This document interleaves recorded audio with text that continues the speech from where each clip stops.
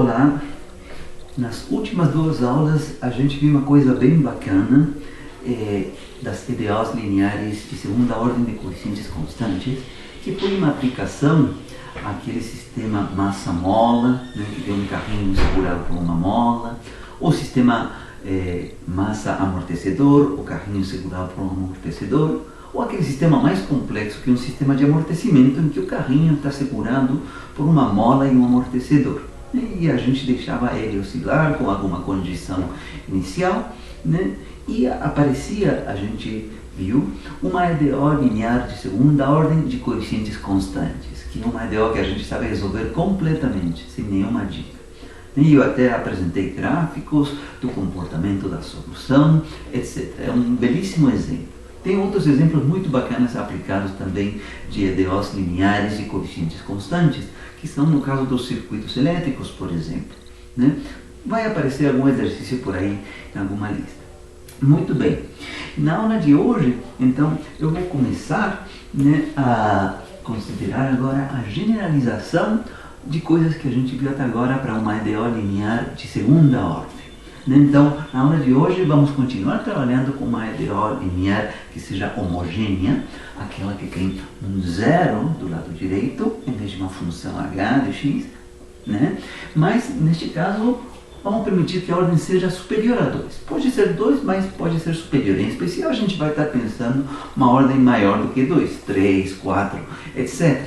Né? Então, a EDO que vamos considerar na aula de hoje é essa que está aqui. Uma EDO linear, homogênea, e vamos permitir que os coeficientes sejam variáveis, que sejam funções de x. Mas vamos manter aquela restrição, sim, de que esses coeficientes A0, A1, a n-1 sejam funções que sejam contínuas no intervalo onde a gente está resolvendo a equação diferencial.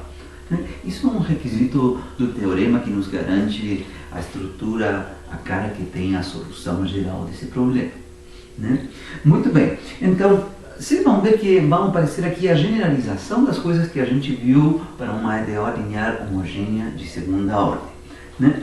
Então, começamos aqui com teorema 6.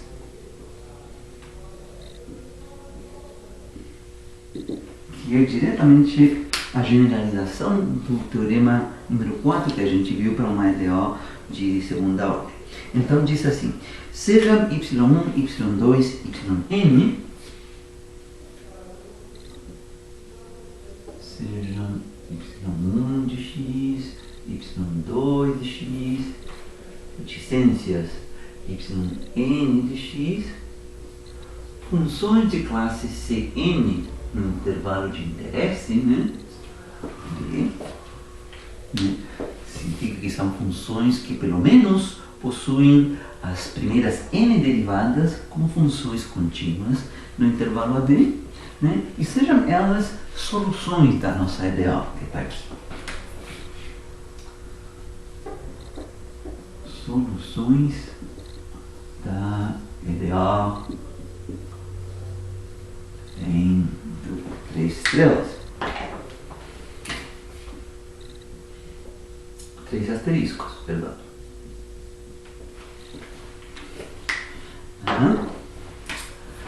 Então, a solução geral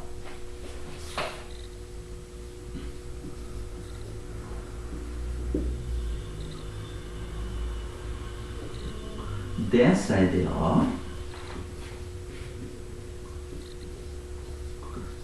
vem dada por dois pontos. Então, aqui vai aparecer a generalização. Se fosse de ordem 2, homogênea, a gente sabe que a solução é C1, y1 de x, mais C2, y2 de x. E a generalização disto é que vão reticências aqui, C3, y3 de x, até chegar a Cn, yn de x. É a generalização do que a gente viu para uma EDO com n igual a 2.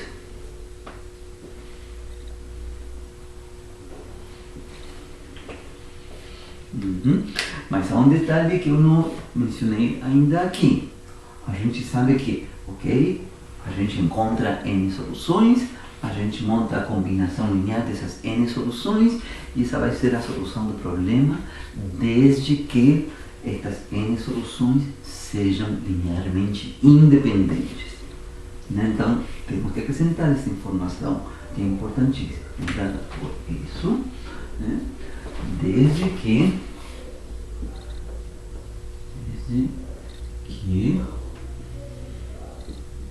y1 de x, y2 de x, yn de x seja um conjunto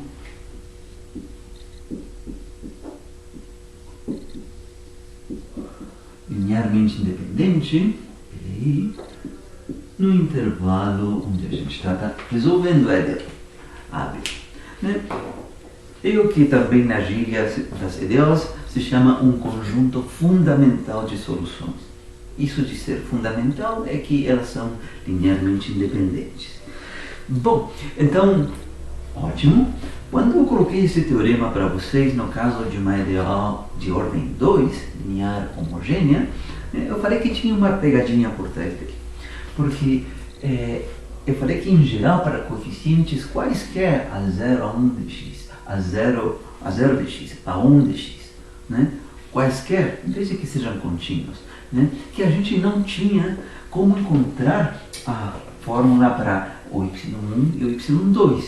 E aqui também continua sendo verdade que a gente não tem uma fórmula mágica, assim com algum fator integrante, que a gente calcule a partir de A0 de x, A1 de x, A2 de x.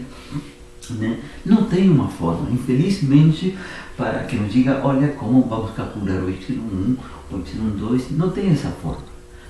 Então, a pegadinha deste teorema, que é um teorema chave, sim, é que o teorema diz, olha, se você achou de alguma forma, por uma tentativa, erro, chute, se você achou N soluções da EDO que está aqui em cima, e são linearmente independentes, ótimo, aí estão as boas notícias, então é garantido que a combinação linear delas, C1, Y1, mais C2, Y2, etc., é a solução geral da EDO. Se você achou de um jeito de encontrar o Y1, o Y2 e o Yn.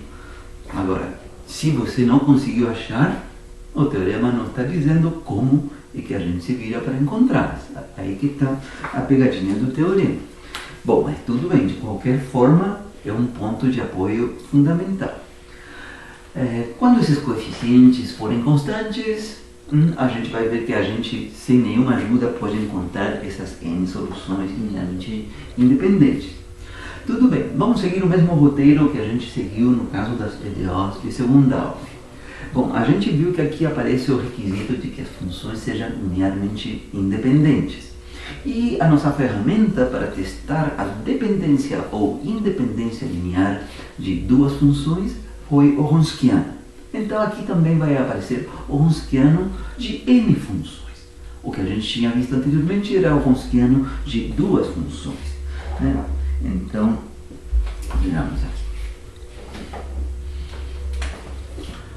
Definição.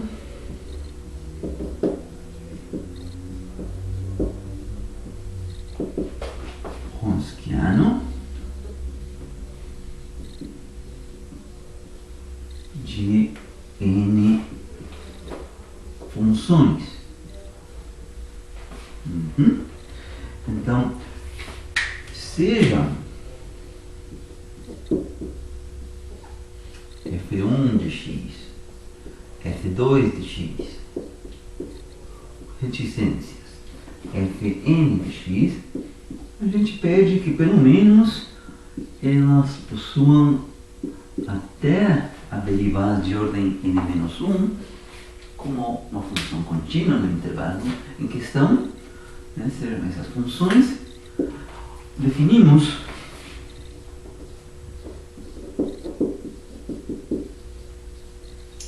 o Wronskiano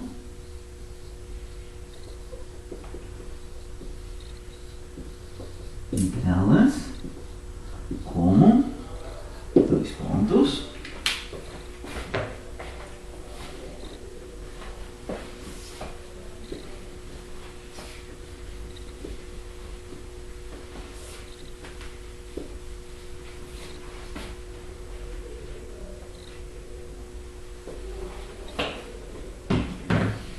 Vai ser um determinante, né? Quando eram duas funções, era um determinante de 2 por 2. Agora que são n funções, vai ser um determinante de n por n. Então, Wronskiano de f1, f2, reticências, fn de x vai ser igual. Um determinante, na primeira linha, vão estar funções, as próprias funções f1 de x, f2 de x, reticências, fn de x. Na segunda linha, vinham as derivadas destas funções.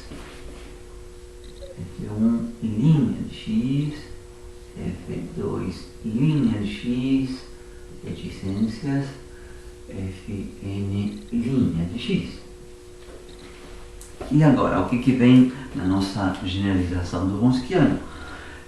Vai vir aqui a segunda derivada depois dessas funções, f1, duas linhas de x, f2, duas linhas de x, depois seria f3, duas linhas de x, e assim até fn, duas linhas de x.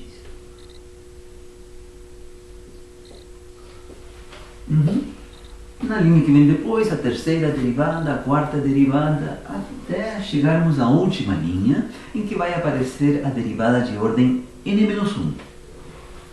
Então aqui vai aparecer f1, derivada de ordem n-1 de x, f2, derivada de ordem n-1 de x, reticências, fn, derivada de ordem n-1 de x.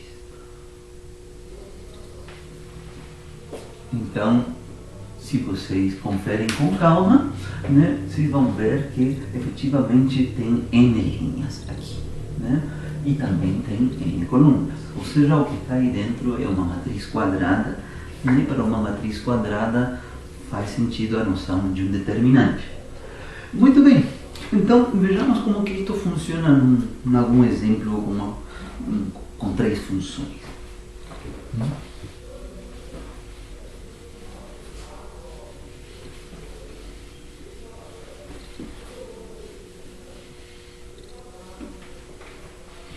Então, exemplo.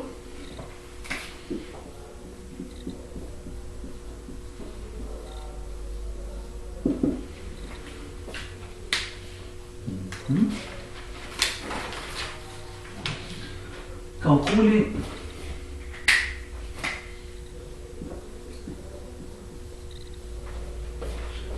o Wronskiano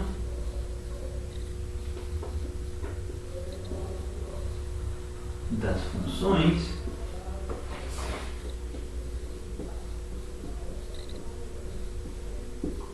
x, x quadrado, x cubo.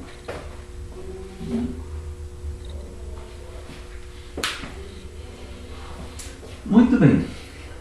Bom, a gente vê que as funções x, x quadrado, x cubo são polinômios, né? Para um polinômio existe a derivada de qualquer ordem, né? Inclusive a partir de ordem 4 em diante, todas as derivadas aqui são zero e são contínuas. Todas as derivadas de primeira ordem, segunda ordem, terceira ordem, etc.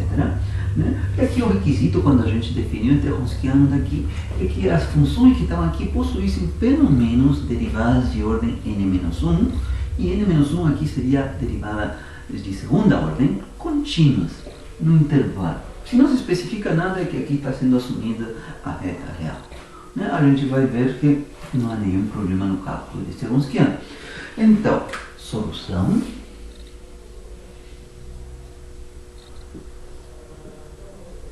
Então, Wronskiano de x, x ao quadrado, x cubo, Por definição, 2 pontos igual, um determinante de 3 por 3. Na primeira linha vem as funções. As funções são x, x quadrado, x cubo. Na segunda linha vem as derivadas das funções, dessas 3 funções. A derivada da função x é a função constante 1. A derivada de x ao quadrado é a função 2x. A derivada de x cubo é 3x ao quadrado. Beleza? E ainda tem mais uma linha, que é a derivada do que está na segunda linha, que viria a ser a segunda derivada das funções da primeira linha. A derivada da função constante 1 é a função constante 0. A derivada da função 2x é a função constante 2. E a derivada da função 3x ao quadrado é 6x.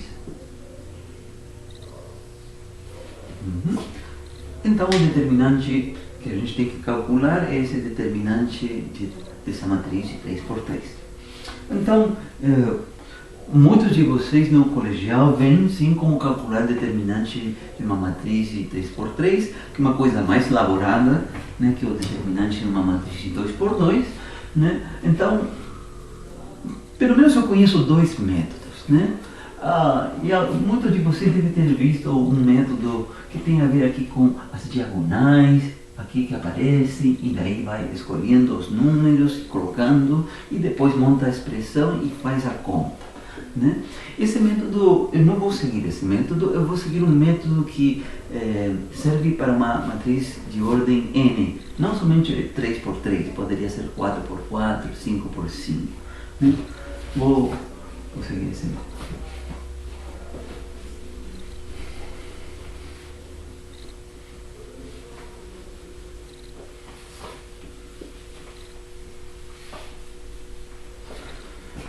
Como que funciona esse método?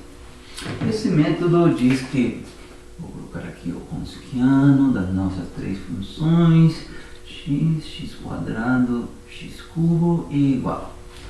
Então, esse método diz assim: selecione primeiro, como ponto de partida, né, o primeiro elemento, a componente 1, x. Então, apague essa linha e essa coluna que vem daí. Apagando essa linha e essa coluna, sobrevive aqui uma matriz 2 por 2 e calcule o determinante. Isso se chama o menor, né, da matriz de 3 por 3. Esse menor, esse vai ser o determinante de 2 por 2, é o determinante de 2x, 3x ao quadrado, 2 e 6x. Esse é o ponto de partida, ainda não acabou.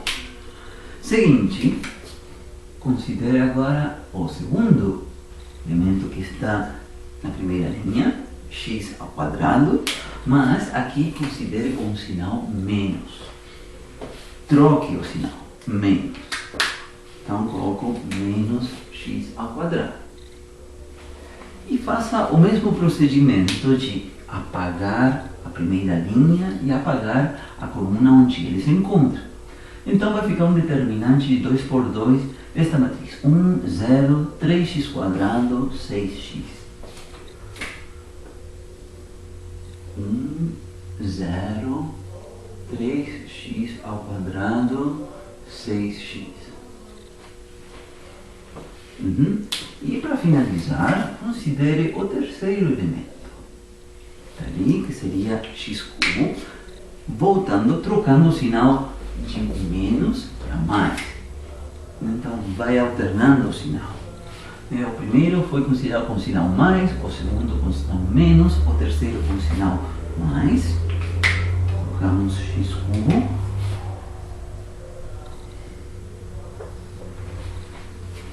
E apagamos essa linha e esta coluna.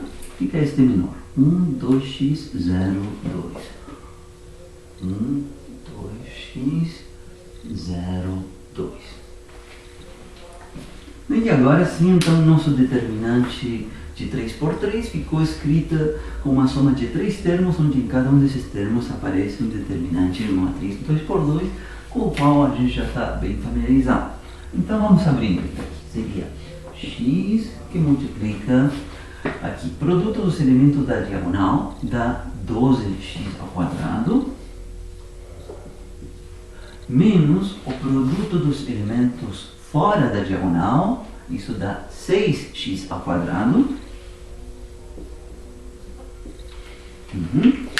Depois, menos esse x ao quadrado. Então, produto dos elementos na diagonal, 1 vezes 6x, isso dá simplesmente 6x, menos o produto dos elementos fora da diagonal, que vai dar um zero, né? Menos zero.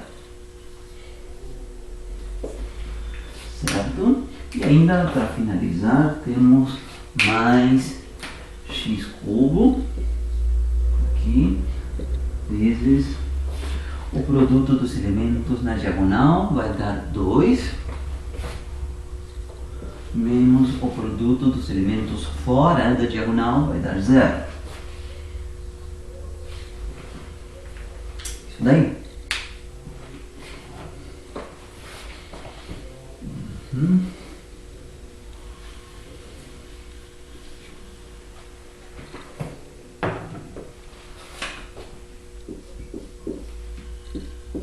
Então, o nosso Wronskiano vai dar x vezes 6x ao quadrado menos x ao quadrado vezes 6x mais x cubo vezes 2. Esses três termos.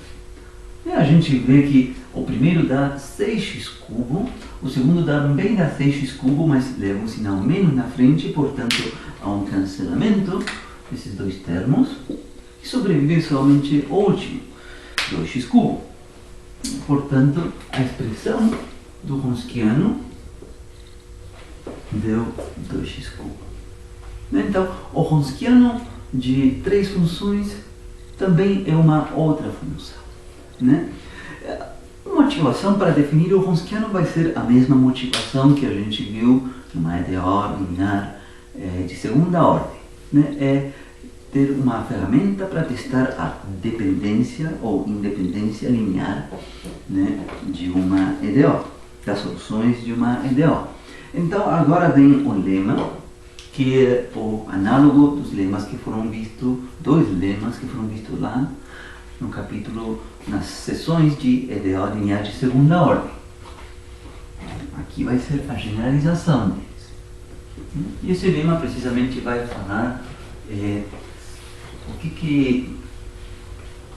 qual é o critério, pelo menos utilizando a ferramenta do Wronskiano, para saber se três funções, três soluções de uma EDO, por exemplo, são linearmente independentes ou não, no intervalo em questão. Então, lema.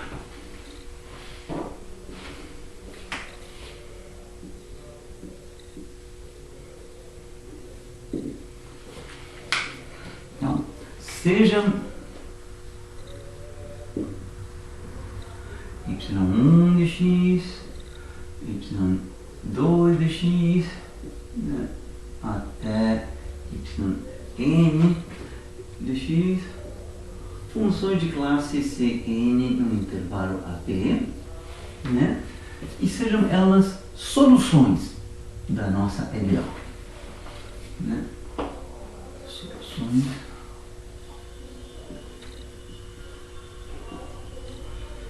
da EDO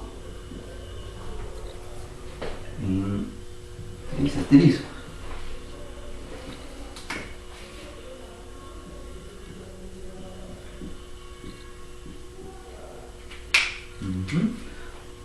Ainda, nesta parte do enunciado, ainda aqui não foi especificado se essas soluções são linearmente independentes ou linearmente dependentes. Ainda não foi especificado. Isso tem a ver com o que vem na continuação. Então, somente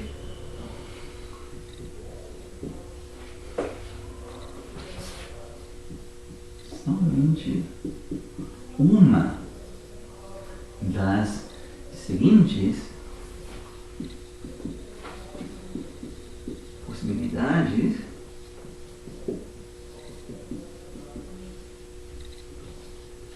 pode acontecer.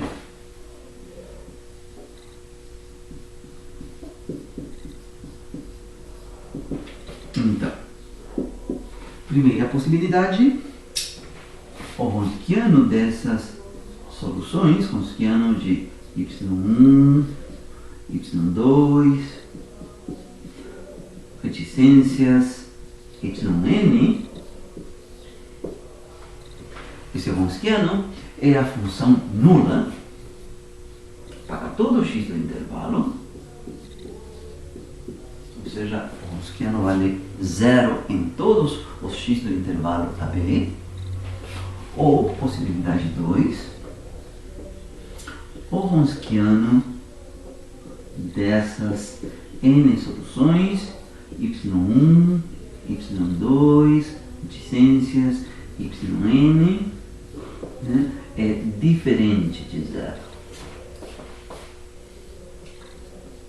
para todo x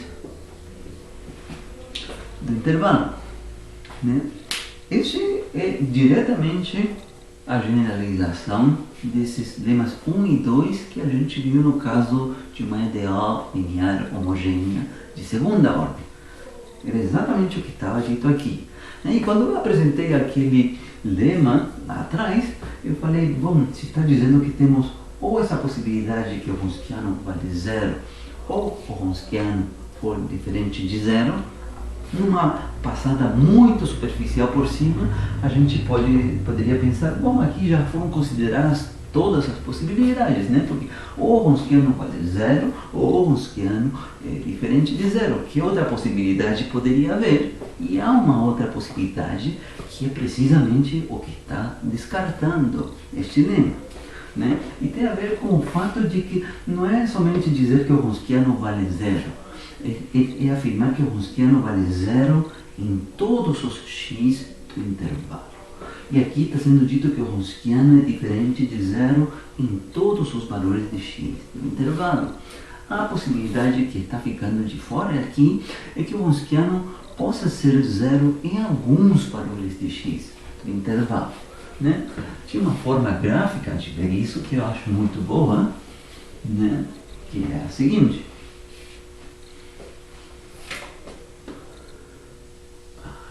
Aqui eixo vertical, aqui eixo horizontal, eixo x, eixo y, aqui por exemplo, suponhamos que aqui esteja A e que por aqui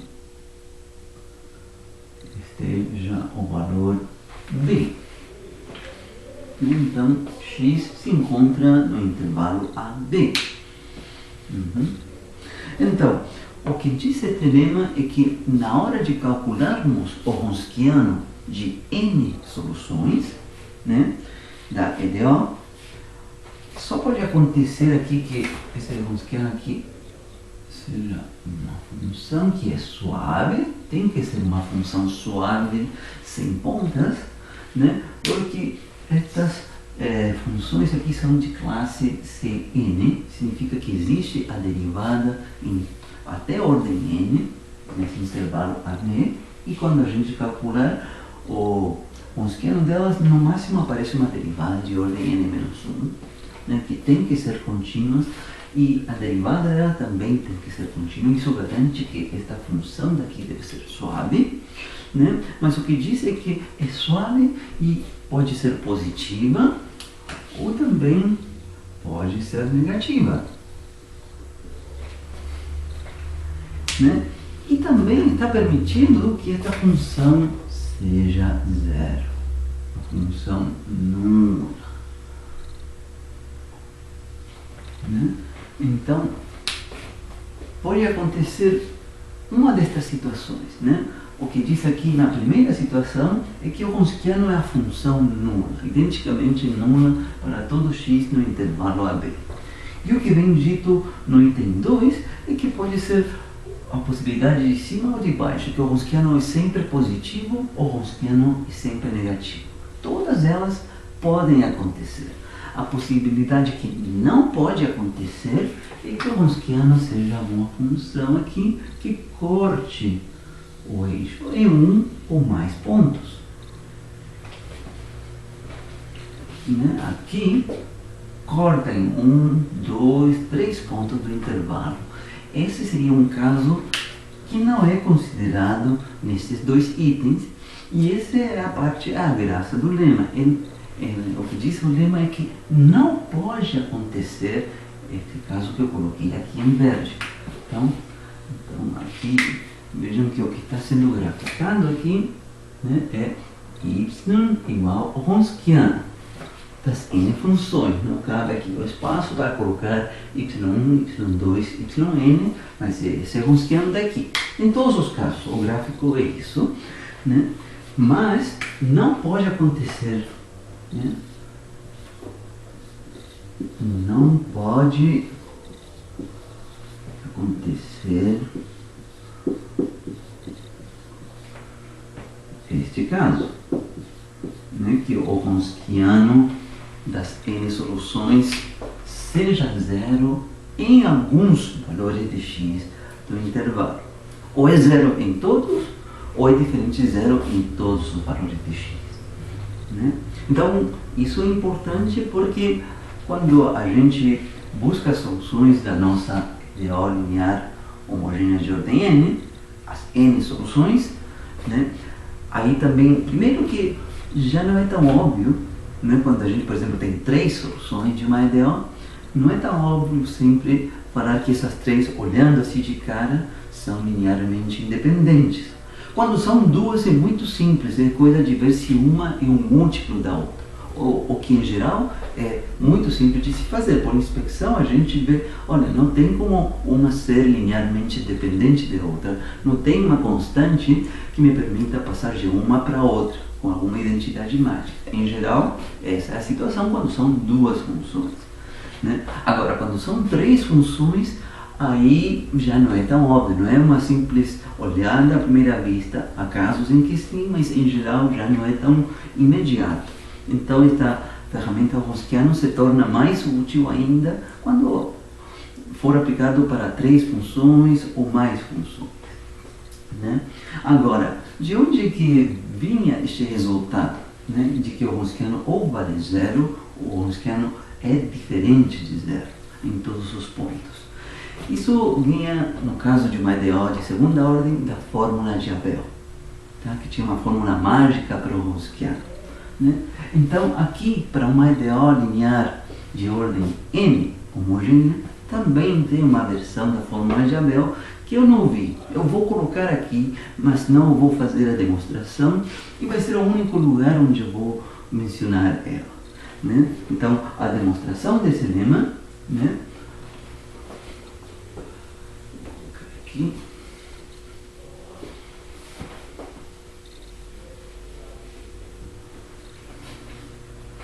Eu vou colocar aqui demonstração do lema.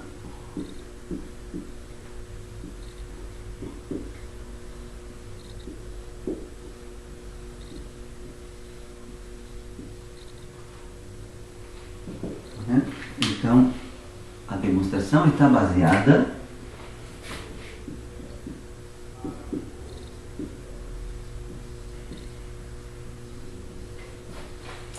na linearização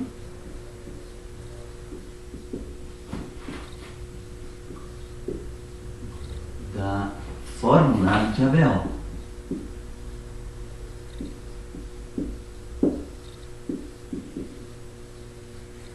O que diz? Diz que o Wronskiano de n soluções, né, y1, y2, reticências yn, né, vem dado por alguma constante, vezes, e aqui a parte funcional, a dependência em x, vem dado aqui, quando eram duas soluções, somente o Wronskiano de duas soluções, vinha o coeficiente a1 de x. Quando forem n soluções, vem o coeficiente a n menos 1 de x. Tá?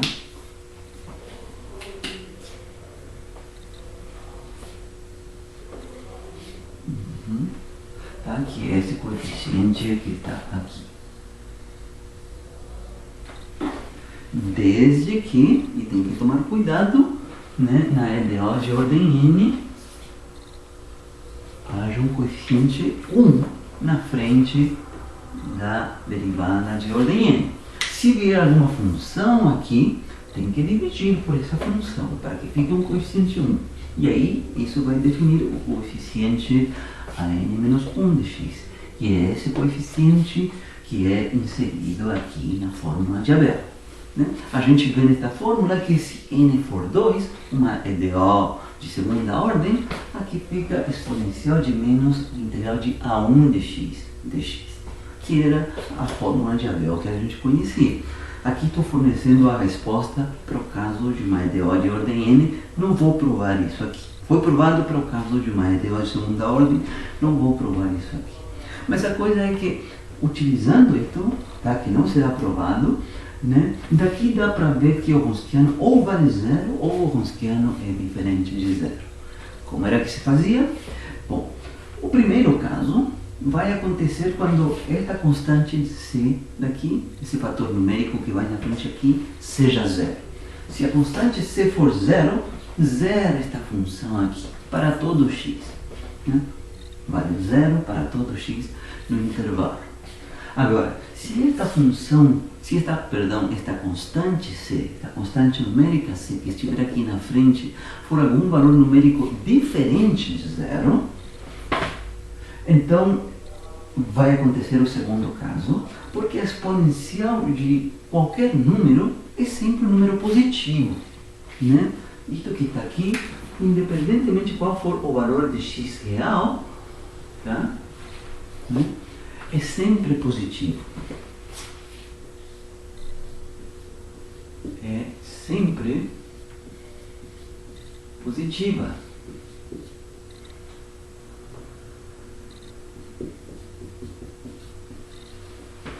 Para uma variável x real, né? Não vou considerar aqui valor x complexo. Esse não é o nosso caso. Estamos resolvendo esta DO, onde x é uma variável real. Então aqui também x é uma variável real, né? Vai ser alguma função de x, mas que é real. Então a exponencial de um número real dá como resposta algum número que é positivo. Independentemente de se o que está aqui no expoente é negativo ou não, a exponencial desse número vai ser sempre um número positivo.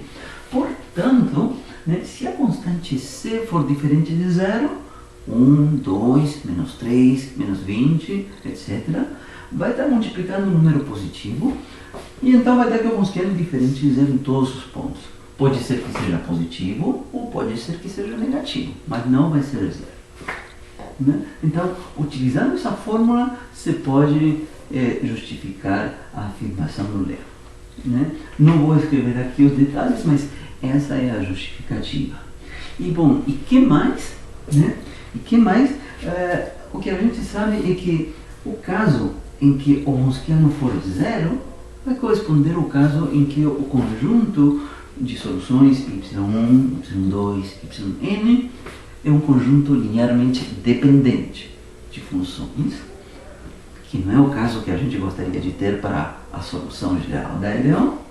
E no segundo caso, em que o Wronskiano dá diferente de zero em todos os pontos, é o caso desejável em que essas soluções são linearmente independentes na EDO. Né? Então, escrevamos isso. Vou apagar aqui sim o desenho.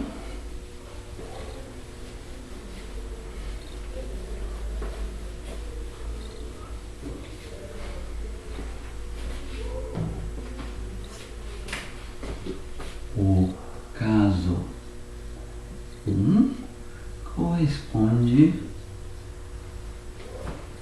à situação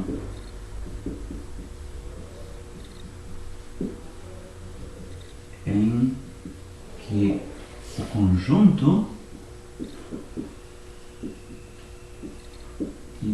y1 de x, y2 de x, reticências yn de x é linearmente independente no intervalo em questão. Perdão, é linearmente dependente quando o Wronskiano for zero. Né? É o caso em que o valor da constante aqui, né, C vale zero. Esse primeiro caso. E o segundo caso é o caso em que o valor da constante C é diferente de zero. Então, o caso 2 corresponde à situação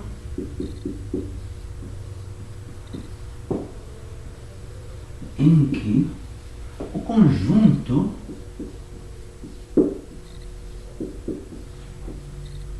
y1 de x, y2 de x, reticências yn de x é linearmente independente. Agora sim, linearmente independente. LI em AB. Então, vejamos isso então com um exemplo na continuação.